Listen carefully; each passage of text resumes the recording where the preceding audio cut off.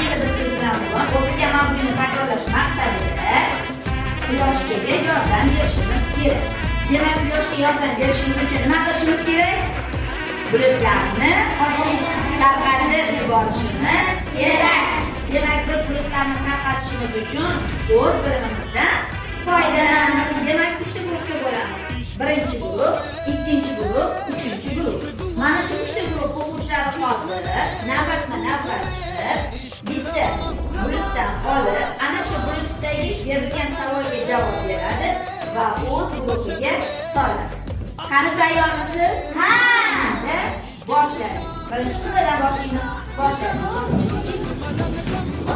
Qani deysiz, xohlagan bulutimizni olamiz va o'zimizni guruhimizga yechib javobini yozamiz. Tashlaymiz. Tezsiz harakat qilamiz. Barakalla.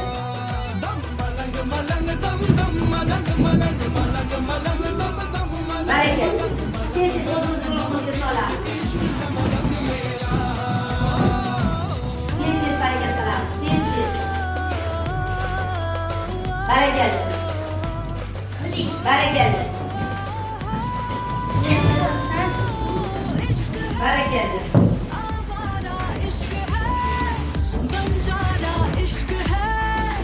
Tepaga. Barakalla. Tez harakat qilamiz. Tez.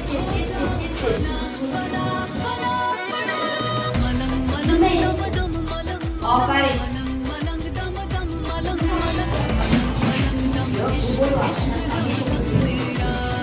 Tez.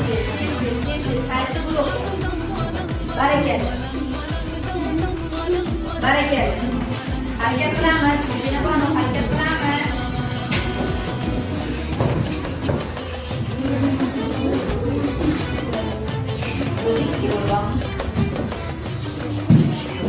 Qani qizlar tez harakat qilamiz. Barakalla. Barakalla. Yo'q. Bitta 8-16 bo'lib qoladi. Qani harakat qilamiz. Tez. To'qqiz. Soldik.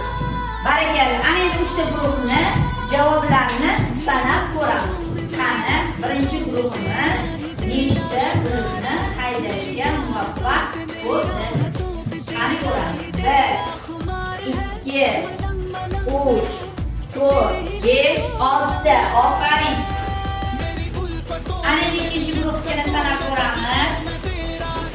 İkinci guruhimizda 1, 2, 3. Barakalla, aferin. Ana endi uchinchi guruhimizni ko'ramiz. 1, 2, 3. Demak, bunda ko'rinib turibdiki, birinchi guruhimiz eng ko'p savolga javob bergan o'quvchilar bo'ldi. Olqishlab qo'yamiz.